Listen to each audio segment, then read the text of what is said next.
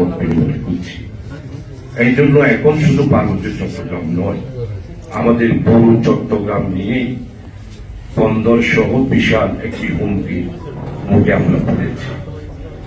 পার্বত্য চট্টগ্রামের ব্যাপারে আমি দীর্ঘ প্রায় 1991 সাল থেকে আমাদের তৎকালীন বিএনপি সরকারের আমলে সম্মানিত কর্নেল ওলি শেখ মাননীয় যোগাযোগ মন্ত্রী ছিলেন।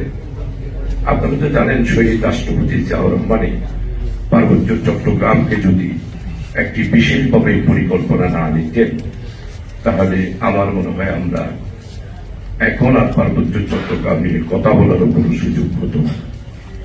আমি আজকে পার্বত্য চট্টগ্রামের বিশেষ করে 91 থেকে 2007 সাল পর্যন্ত দুইবার সরকারের আমলে প্রায় আমরা 18 বারের অধিক আমরা এই সমস্যার সমাধানের উদ্যোগ করেছি। 1993 সালে সন্তুলার মা খাগড়াছড়ি সার্কিট হাউসে আলোচনা ভঙ্গ করে রাগ করে চলে গিয়েছিলেন। শেষ পর্যন্ত আমাকে দিয়ে সন্তুলার মাকে হেলিকপ্টারে করে ত্রিপুরা বর্ডারের কাছাকাছি ওখান থেকে ওনাকে আবার খাগড়াছড়িতে নিয়ে এসে আলোচনা শুরু করেছিল। আজকে 97 সালে চুক্তি হয়েছে, আর আপনারা বৈষম্যের কথা বলেছেন। আসলে এখন তো টোটাল পার্বত্য চট্টগ্রাম নিয়ে আমরা জাতীয়ভাবে যদি চিন্তা না করি, তাহলে পার্বত্য চট্টগ্রাম এবং চট্টগ্রাম বিশেষ করে 36শে জুলাই মানে 5ই অগাস্টের পরিবর্তনের পর আমাদের পার্শ্ববর্তী দেশ, ওনাদের সাথে আমাদের অনেক চুক্তি হয়েছে। 18 বছরে পানি চুক্তি হয়েছে, বিদ্যুৎ চুক্তি হয়েছে, বাণিজ্য চুক্তি হয়েছে। ত্রিপুরার সাথে আমাদের বিশেষ করে ব্যবসা নিয়ে যে চুক্তিগুলো হয়েছে, আপনারা এখানে যারা বসে গেছেন হয়তো ইয়াকুবলী চৌধুরী ভাই জানতে পারেন, আজকে প্রায় 100 দিনের 4 মাসের কাছাকাছি হল আমি সম্মানিত উপদেষ্টা মহোদয় যারা আছেন তাদের সবার সাথে সেদিন পরশু সার্কিট হাউসে ভূমি মন্ত্রণালয়ের বৈঠক হয়েছে, সেখানেও বলেছি আপনাদের ভূমি ব্যবস্থার ব্যাপারে। এমনকি চট্টগ্রামের ভূমি ব্যবস্থাও তো এখন যে অবস্থায় আছে, পার্বত্য চট্টগ্রামের ভূমি ব্যবস্থা সহ আসলে আমাদের পার্শ্ববর্তী দেশ, আমরা তো তাদের সাথে বন্ধুত্ব রেখেই চলতে চাই। আমরা শুধুমাত্র মাতব্বরিটা বাবুগিরিটা আমরা মানতে পারছি না। 18 বছরে আপনারা যারা ক্ষমতায় ছিলেন যেই চুক্তিগুলো করেছেন, অত্যন্ত চিন্তিত উপদেষ্টা মহোদয়েরা প্রতি 2 দিন পরেই তো ঢাকায় এসে ওনাদের সাথে সাক্ষাৎ হয়।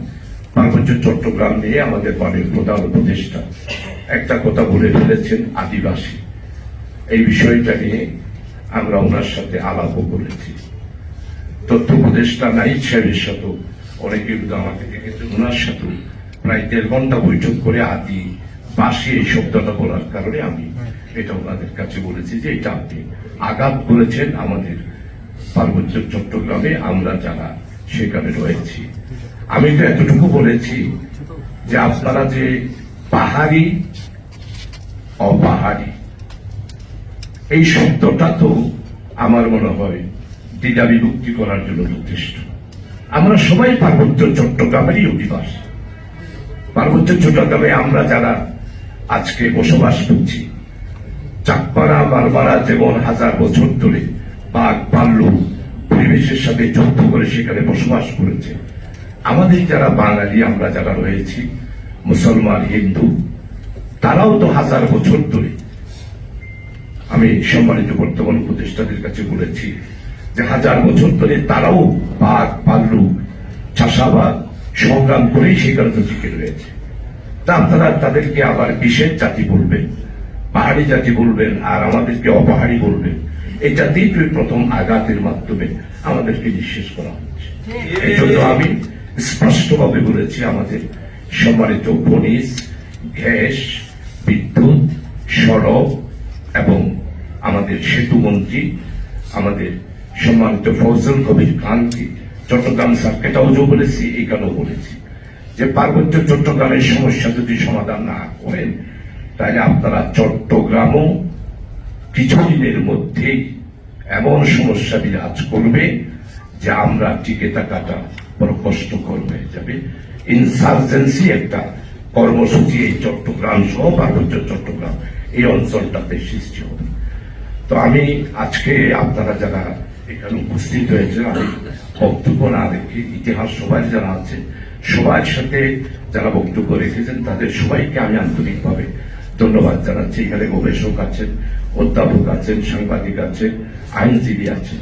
এখন আমাদেরকে কিভাবে পার্বত্য চট্টগ্রামটা আমরা বাঁচাবো সেই পদক্ষেপ নেওয়া উচিত। এই জন্য প্রথম যে কাজটা করা দরকার সেটা হলো যে সম্মিলিতভাবে আজকে যেভাবে করে আজকে একটা প্রোগ্রাম করেছে, এটার মেসেজ তো অবশ্যই আমাদের সম্মানিত উপদেষ্টা মহোদয়ের কাছে অবশ্যই যাবে। আমি হয়তো আজকে তো থাকতে পারবো না, চলে যাব, 2 দিন পরে আসবো। আমাদের সম্মানিত বিশেষ করে গ্যাস খনিজ বিদ্যুৎ প্রতিমন্ত্রী, উনি তো আদানির সাথে বিদ্যুতের যে চুক্তি হয়েছে সেটির ব্যাপারে যে পদক্ষেপ নিয়েছে, এটা তো স্বাধীনতার 53 বছরে কোন সরকার নিতে পারে নাই। আপনারা বর্তমানে ইন্টেরিয়ার কমান্ডারের ব্যাপারে হয়তো আপনাদের মধ্যে অনেকেই হয়তো অনেক কিছু ব্যাপারে গ্যাপ রয়েছে। বর্তমান 120 দিনের মধ্যে ডক্টর ইউনূস সাহেবের সরকার যেই পদক্ষেপগুলো নিয়েছে 53 বছরের কোন সরকার এই পদক্ষেপগুলো নিতে পারে নাই। বিদ্যুতের ব্যাপারে বলেন, পানির ব্যাপারে বলেন, ভারতের বাণিজ্যের চুক্তির ব্যাপারে বলেন, জাতিসংঘের মধ্যে ডক্টর ইউনূস সাহেব আমার সম্মানিত একজন অধ্যাপক, ভাই আপনার নামটা কি? যে আপনি হ্যাঁ জাকির হোসেন অত্যন্ত সুন্দর বক্তব্য রেখেছেন। আপনাদের মধ্যে যারা আছেন এবং আরো অন্যান্য বিজ্ঞজনরা আছেন, তারা মুজাহিদ সাহেব আছেন, আরো অন্য যারা আছেন, তারা ইমিডিয়েটলি বসেন। আমার পরামর্শ হলো প্রধান উপদেষ্টার সাথে আপনারা প্যাশন হিয়ারিং অর্থাৎ ডায়লগ 2 ঘন্টার জন্য, কারণ ওনার কাছে অনেক কিছু গ্যাপ আছে, ফজল কবির খান সাহেবের সাথে অনেক গ্যাপ আছে। ওনারা পার্বত্য চট্টগ্রামের ব্যাপারে, আমি আমার মতো নগণ্য একজন রাজনৈতিক কর্মী 18 বার বৈঠক করার পরেও ইন্ডিয়াতে শরণার্থী আনা কমিটিতে, যেটা আমাদের চৌধুরী সাহেবের জানেন, আমরা প্রায় 7টা জনসভা করেছি, শরণার্থীদেরকে নিয়ে এসেছি। তো এই সমস্যাটা অত্যন্ত গভীর। আপনারা মনে করবেন না এটা আমাদের ন্যাশনাল প্রবলেম, না, এটা একটা ইন্টারন্যাশনাল প্রবলেম এবং ইন্টারন্যাশনাল সাবজেক্ট। এই সাবজেক্টের সাথে জড়িত রয়েছে জাতিসংঘ এবং এই সমস্যার সাথে বাংলাদেশের পাহাড়ে এখানে একজন বলেই ফেলেছেন যে ওরা সব খ্রিস্টান হয়ে যাচ্ছে। তো ওরা খ্রিস্টান বানাইতে পারলে আপনারা কেন পাচ্ছেন না? তো আপনারা যে পাচ্ছেন না সেটার ব্যাপারও তো সরকারের নলেজে কিছুই নাই। এই বিষয়টা আমি মাননীয় প্রধান উপদেষ্টা ডক্টর ইউনূস সাহেব, আপনারা তো সবাই স্বীকার করবেন, বাংলাদেশে আমার মনে হয় নোবেল বিজয়ী বিশ্বের শ্রেষ্ঠতম মানুষ হিসেবে 82 বছর বয়সে 120 দিনে যেই পদক্ষেপগুলো গ্রহণ করেছে, ওনার কাছে আপনারা সবাই বিজ্ঞজন 10-12 জনের একটি ডেলিগেট গিয়ে ওনার কাছে 12 করে যদি আমরা বোঝাতে পারি এবং ওনাকে ফাইলটা যেহেতু উনি জাতিসংঘ নিয়ে বলে জাতিসংঘে যে বক্তব্যটা রেখেছেন, এটা তো আপনারা সবাই জানেন। আমার মনে হয় অনেক রাষ্ট্রপতি ছিল, শহীদ রাষ্ট্রপতি জিয়াউর রহমানের পরে জাতিসংঘের মধ্যে আমার মনে হয় ডক্টর ইউনূস যা ভাষণ দিয়েছে অতীতের কোন রাষ্ট্রপ্রধান এই ভাষণ দিতে পারে নাই এবং দেয় নাই। জাতিসংঘে আপনাদের এই বক্তব্য শেষের দিকে একমাত্র ব্যক্তি ডক্টর ইউনূস আজকে ন্যাশনালকে ঐক্যবদ্ধ করার জন্য উনি অতীতে 53 বছরে কোন একবারও দেখেছেন যে জাতীয় ঐক্যের জন্য বৈঠক, আজকে ডক্টর ইউনূস সাহেব সেটা করেছেন। এই জন্য পার্বত্য চট্টগ্রামের আপনারা আমাদের বান্দরবান জেলা আমির সাহেব তো দাবিয়েই দিয়ে ফেললেন 10টা, ভাই দাবি কার কাছে দিচ্ছেন? এখন এই দাবি দিয়ে তো কোনো কাজ হবে না। আপনারা ইমিডিয়েটলি সম্মানিত জেলা আমিরেরা আছেন এবং আপনারও বিজ্ঞজনরা আছেন, অনেকে আলোচনা করেছেন ইমিডিয়েটলি। অর্থাৎ আমি বলবো যে আজকে মাত্র কত তারিখ, আজকে 7 তারিখ, এই মাসের মধ্যেই আমাদের মাননীয় প্রধান উপদেষ্টার সাথে আপনারা একটা বৈঠক চান বৈঠক করে ওনার কাছে বক্তব্য রাখতে হবে। আপনারা জানেন, পার্বত্য চট্টগ্রামে আপনারা যে যতই বলুন না কেন, ইন্টারন্যাশনালি এটা একটা ইনসার্জেন্সি, অর্থাৎ ইন্ডিয়ার সশস্ত্র ক্যাডারদের সেইখানে বিশাল একটি পাহাড় গড়ে উঠেছে এই পার্বত্য চট্টগ্রাম। এই জন্য এই বিষয়গুলো এখনো আমাদের উপদেষ্টা মহোদয়রা জানে না, এগুলো আমাদেরকে তুলে দিতে হবে। এরপরে আপনারা যেটা বলেছেন সেনা ক্যাম্প স্থাপন, এটা কোনো বিষয়ে না।